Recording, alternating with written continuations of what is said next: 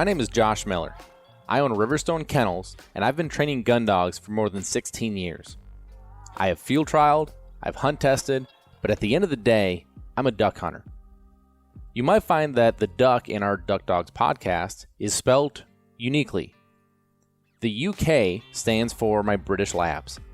I love my British Labs. I love what they offer me, both as a part of my family and the high motor in the field. As you're going to find, I have some pretty special dogs. Follow along in our podcast series here as we talk about both in the field hunting and in the field training situations that will hopefully help you progress with your dog at home.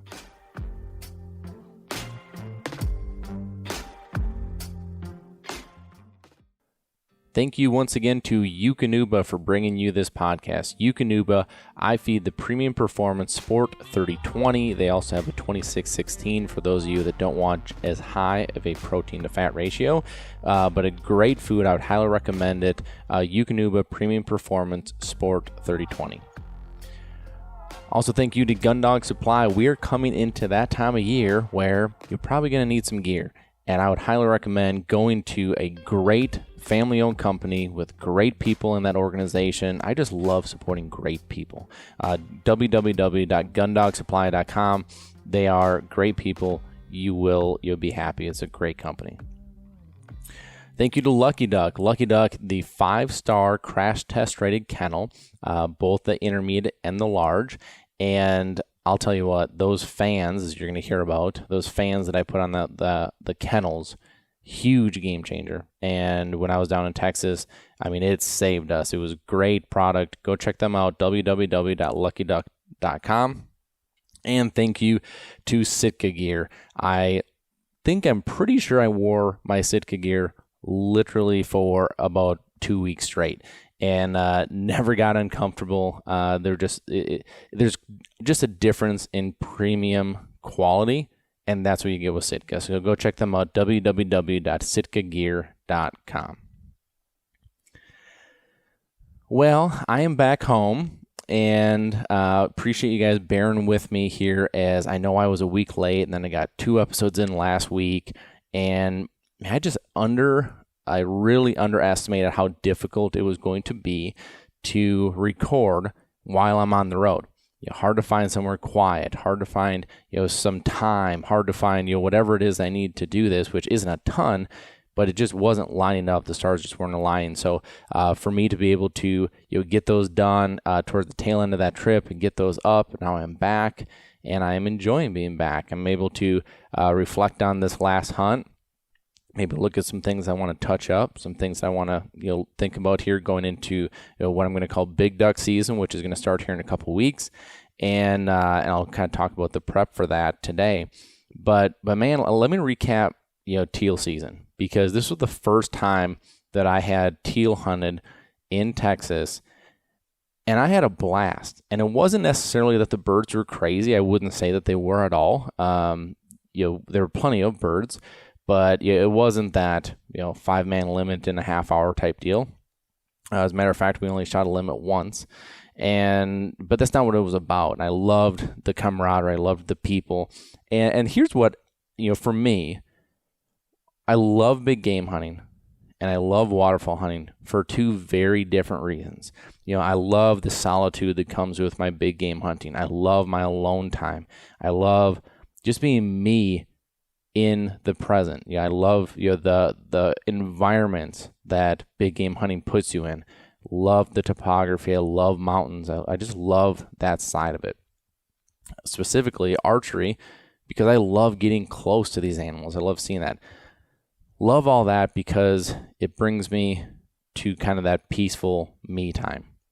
What I love about waterfowl hunting is the camaraderie. I love the relationships. I love the friendships that come out of this. Like this teal hunt was put together by Lifetime Decoys, and Yeti was there, and Sitka was there, and Turtlebox was there, and there were so many different companies that were there. And I went into that hunt knowing one person, and that was my buddy Chance that I did that Aoudad hunt with, and he and I went over there together. And I guess that's not true. I knew JJ and some of the other people that were going to be there, but I really didn't know many people. And I left that weekend with new friendships, and I think they're going to be lifetime friendships. Clay Forrest from Stewart Ranch Outfitters. If you guys are looking for a place, Stewart Ranch Outfitters, I think the world of Clay. I think just in the weekend time, you have certain people that you just click with. It's like, oh my gosh, like I think you are going to be a part of my life for a long time. And that was Clay, just a very genuine, kind person. I think anyone out there is looking for a place to go, look them up. They're probably booked up because they're very good at what they do. But that was one, and I could go through number one. What I thought was cool was Citgo, who I have a great relationship with. They're a great company. We do a lot together. But Brad was there on behalf of Sitka, and I never met Brad before. And so it's just really neat how these hunts. It really is more about that than it is the hunt itself. The hunt is what brings us there, but then it's about the time shared together in the blind, the friendships that come of it. Quack Rack, which I've used Quack Racks forever, but just had never had a chance to be around them and spend time with them, and another great company. I mean, just really neat. Time spent. And for me, those are business trips. Those are business trips because I get to bring my dogs into those situations, show them off. I get, sometimes I need those weekends to kind of open my eyes and just kind of appreciate, what I have. And I think a lot of us can probably reflect on this too, because how many times have you gone into a hunt and whether it's your buddies or your buddies' buddies or whoever you're hunting with, and they just are so complimentary of your dog. I mean, that makes you feel very good. At least it does for me. And I was a little stressed out going into that weekend. Not really stressed out, that's probably the wrong word, but I was a little on edge because, as I've talked about here in the past episodes, I went into this hunting season, whether it's the dove hunt or in Kansas, which a couple episodes back, or this teal hunt. And man, like these last couple months have just been so busy that my dogs have been, on the back burner when it comes to training. My client dogs have to take priority. They have to get done. I'm learning very quickly that, life as a dad with, 2.5-year-old and a 11-month-old, it changes things. Time changes. All of a sudden, you don't have all this flexibility. And, so my dogs just naturally didn't get as much work, this year, which means as we go into hunting season and I get a phone call, it's like, hey, Josh, we want you to come down. We have all these big companies here. We want you to run the dogs for this event, show them off. I'm going, oh my gosh, show off the train wreck? Like, how is this going to go? And so, when I went down there, I was a little, edgy because of that. But both Brock and Strike did so great. They were composed. Didn't have any issues. No, none of the stuff that I expect. You're not going to break. You're not going to be vocal. You're not going to be out of control. You are going to be obedient. You're going to, all that stuff was great. I would like to have seen maybe a little better in some marking situations. It was a very tough marking setup with standing rice all the way around us with just a little water hole in front of us. And so a lot of these birds were not splashing in the decoys.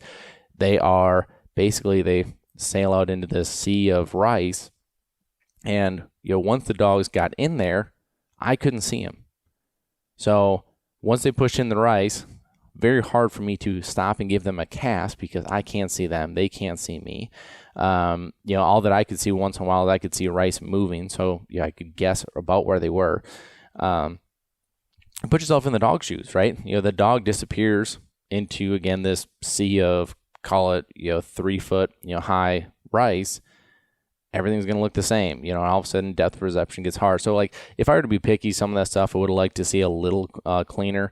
But I think the situation, was a little difficult. And so I'm going to let some of that slide a little bit, but I'm also going to work on, as I have been this week, I'm going to work on cleaning some of that stuff up. So I've been doing a lot of marks, really challenging them, pushing, one mark, into cover at 120 and then coming back on a memory that is maybe at 15, really work on depth depth perception, getting in that right area, hunting, and then challenging in some more difficult cover because I realized that I had not been pushing too much in difficult cover.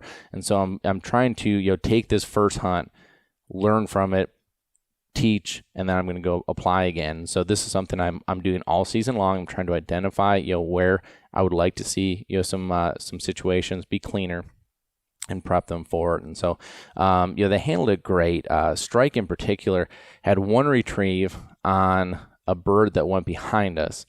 And I mean, it was just one of those retrieves that the whole way back, everybody's like, oh my gosh, that dog. Everybody was just so complimentary. And so where I say that it helps me appreciate it is because, again, I went in there a little edgy going, I really want them to show off, really want them to be good.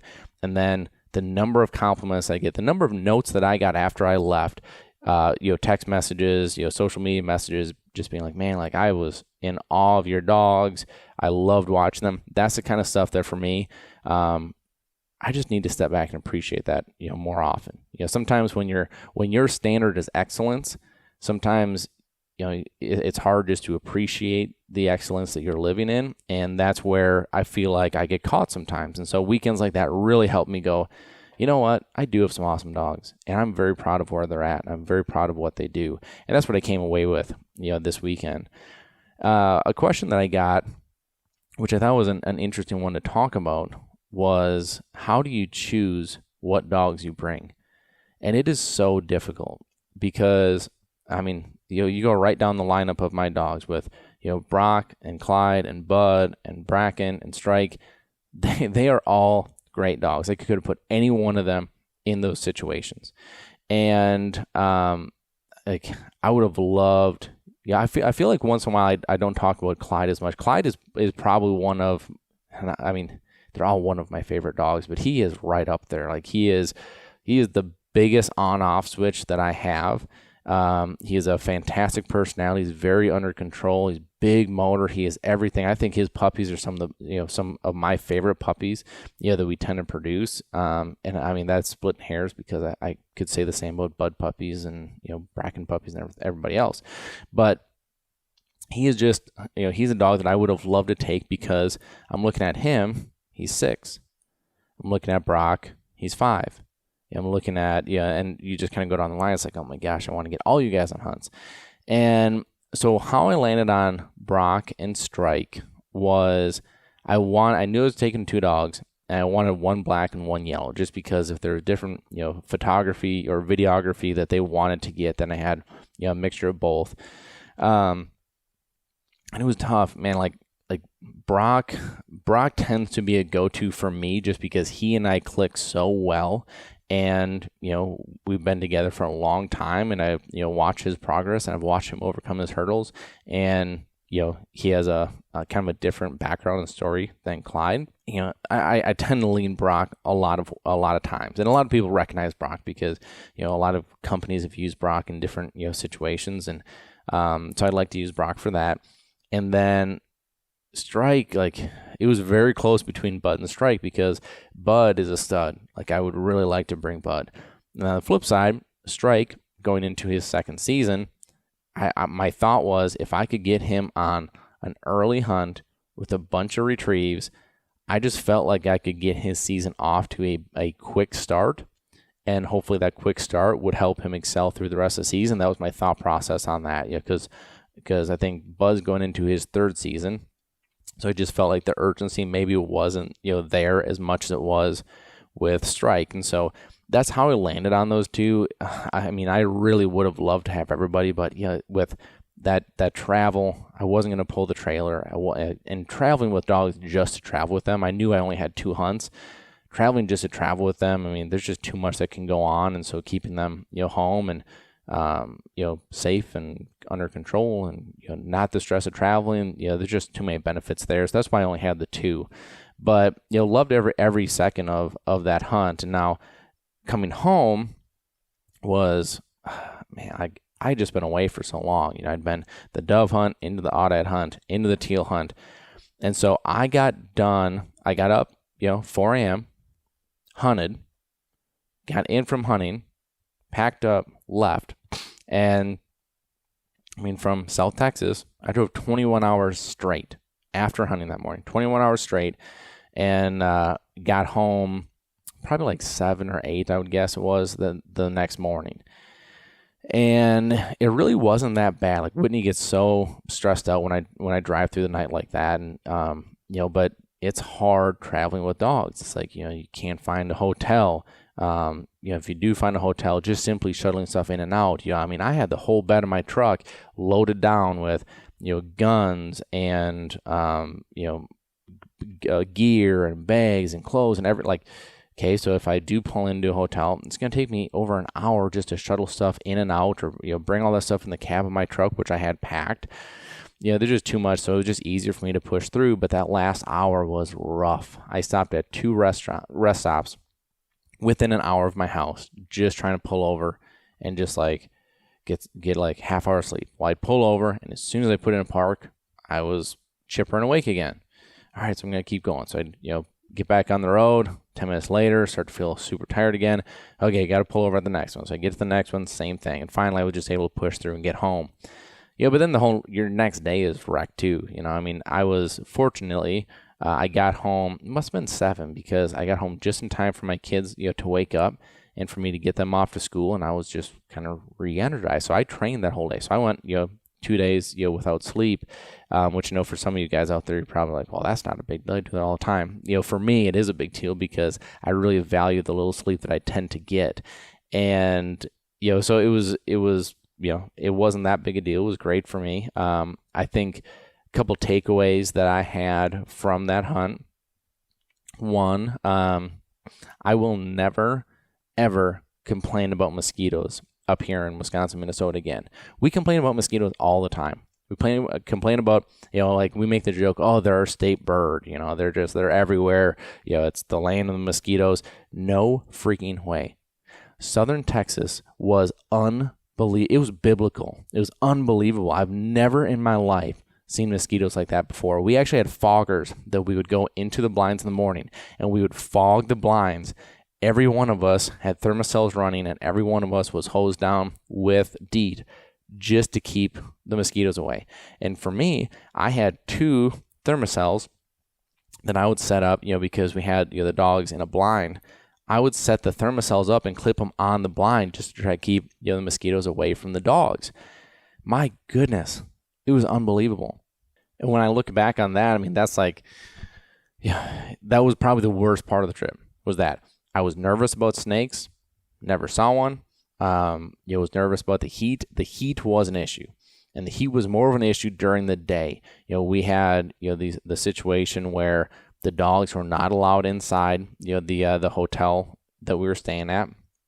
Luckily, thank God for Quack Rack and those guys, because they had a big trailer that had an air conditioning unit that they let us put the dogs into during the day, which was huge. But before they got there, we didn't have that. And so, those Lucky Duck fans came in huge, because I had 2 of those running on each kennel all day. Keeps the bugs away, keeps the heat down, because we're talking, 100-degree heat. I'm always trying to keep them in the shade, like anything I can do to keep them cool, especially because we're coming from an area where we're not used to that. And so it was a very quick acclimation that these dogs had to make. And, naturally, I think, some things that I always see traveling wise, in case you're going to be traveling, is, dogs get loose stool. Dogs get stressed out traveling. There's a lot of stuff that goes on. And so just keeping an eye on that and expecting that, I think will help you get through it. I always feed with water when I'm traveling, because my dogs just don't have as much access to water. And so it's something that, for me, I can make sure that they're staying hydrated, especially, in that heat. But then in the cold, like later on in the season, we're going to be hunting late season. I do the same thing there. Sometimes I feel like it's not hot out, so it's easy for our brains to disconnect, the hydration side of things. But it's usually very dry out in the winter too, and so we need to make sure our dogs are staying hydrated.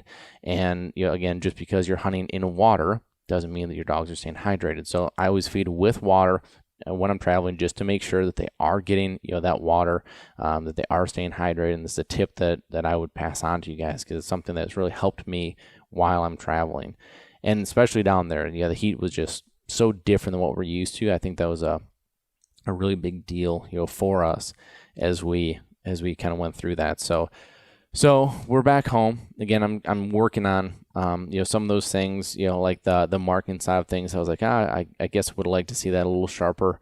And we're heading into not next week, but the week after, we'll be heading out to North Dakota for opening week out there. We'll miss opening weekend because my son is turning 1 year old on the 3rd, which of course is the Sunday of opener. Which, Whitney's always, the glass half full. And so I'm like, oh, yeah, I got to miss opening weekend. And she's like, yeah, but think about when he gets of age, like all the cool stuff that you guys will get to do, that early October time, whether it's, annual trips somewhere or something like that for his birthday, hunting trips. And so I love that. I'm looking forward to that. But can't miss his birthday. And so we'll stay home. I'll be here for his birthday on Sunday. We'll travel out on Monday, and then we'll hunt that week out there. And I'm super excited. Early season in North Dakota tends to be productive. You have to be careful, because a lot of these ducks, especially the mallards, they aren't colored out yet. So shooting hens, versus drakes, we really got to keep an eye on that kind of stuff. And what I'm hoping to do is we're going to get some video documentation of this and kind of put a cool story together as far as just our trip out there and kind of what we have going on. So we'll keep you guys posted on that as we move to that. But in the meantime, like I'm working on very situational training. I'm working them in and out of blinds. I'm working them, we're starting to get cut fields here, so more cover that I think they're going to be hunting in. Really working on obedience. And this is something that you might go, well, they're way past this. And I know I've talked in the past of how important obedience is. But as we go into the field, these dogs are going to be excited. Like I know Clyde is going to be excited. Clyde won't break, I don't think. He's never broken on me in the past, so that's why I say I don't think he'll break. He's usually very controlled and very calm, but if I'm doing obedience every day with them leading up to this, I have in their mind being under control. I have in their mind being obedient. I have in their mind, that aspect of things that I want to, them to carry then into the field, because everything that we're going to be doing, we can't be training for. And if it's anything like the past, we will likely have big groups of ducks spinning to where we want that first wave to sit down so that big wave commits and wants to sit down, and then we can shoot into them. That is difficult for a dog that is overly excited, that is not hunted since last year, that is amped up and jacked up. They're going to be doing what they want to do more than anything else on this earth. And so for me, going into that, I want to get ahead of it, and I want to really work on the obedience side of things.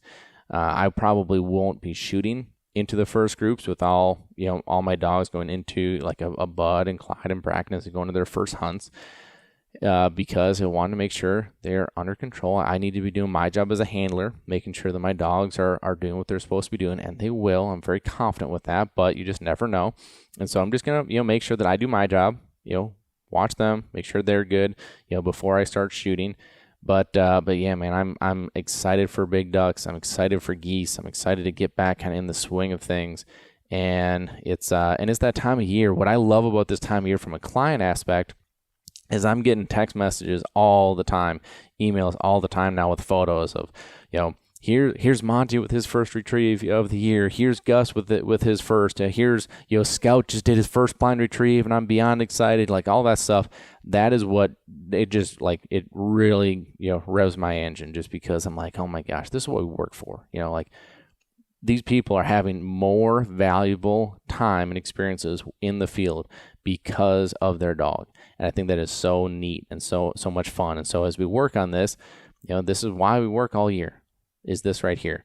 And my dogs, I'm so thankful that I took this time and dedicated this time years ago to say my dogs need to be able to hunt over hunting season, which I know sounds silly, but we used to train through October, November, just hard as can be the whole year.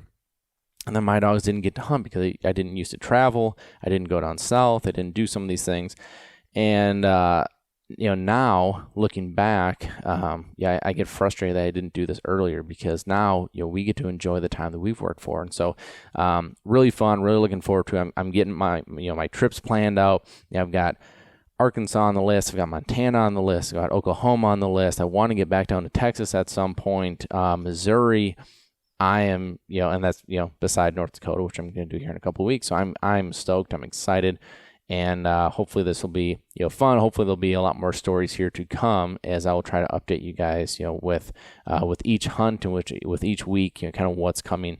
I think this will be more fun now. We'll get a little more into stories and a little more into that. So stay tuned as we go forward. Appreciate you guys spending, this time here this week, for me, and intentional training. That's what I'll leave you with. Going into season, train intentionally and focus on something to work on, because that is what's going to make your first hunt that much more, more enjoyable for both you and the dog. Obedience and work on intentional stuff. Evaluate that first hunt. Come back, tweak the things you need to, then go apply. You guys are going to have an awesome season. I can't wait. It is almost October. All good stuff. Let's go enjoy it. So I hope you guys have a great rest of your week, and I will talk with you next week. Thanks for listening. Be sure to follow us on Facebook and Instagram. Leave us a review on iTunes, and a special thank you to DUK, because without them, we couldn't do what we do here, bringing this information to you.